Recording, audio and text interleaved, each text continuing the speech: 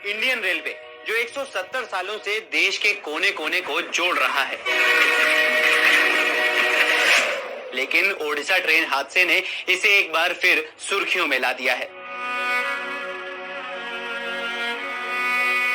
जिसके पीछे की एक वजह ट्रेन का ट्रैक बदलना भी बताई गई है।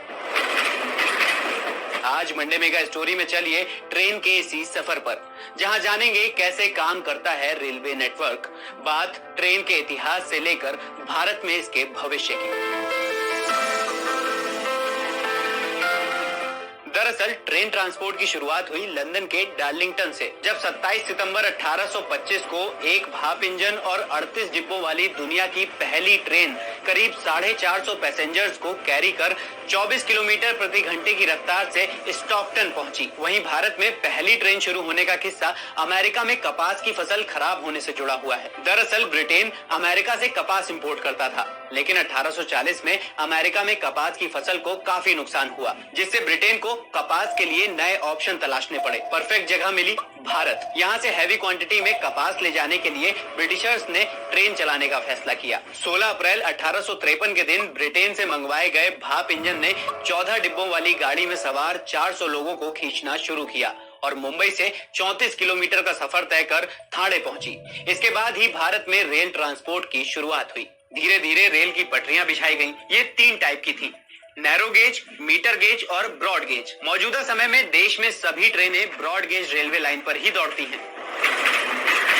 आज अमेरिका, रूस और चीन के बाद भारत में दुनिया का चौथा सबसे बड़ा रेल नेटवर्क है, जो 1,08,000 किलोमीटर के ट्रैक में फैला हुआ है।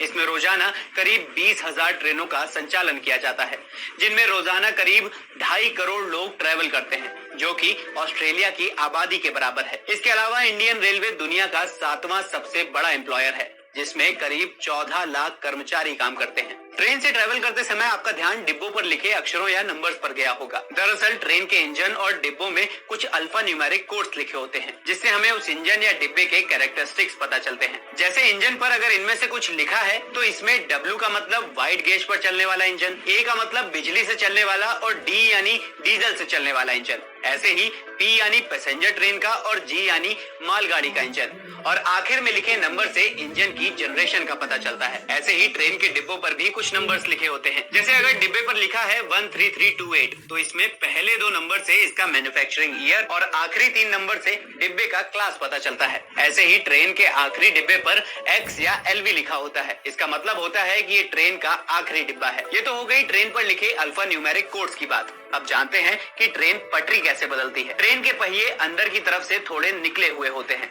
जिससे डिब्बे का बैलेंस बना रहता है।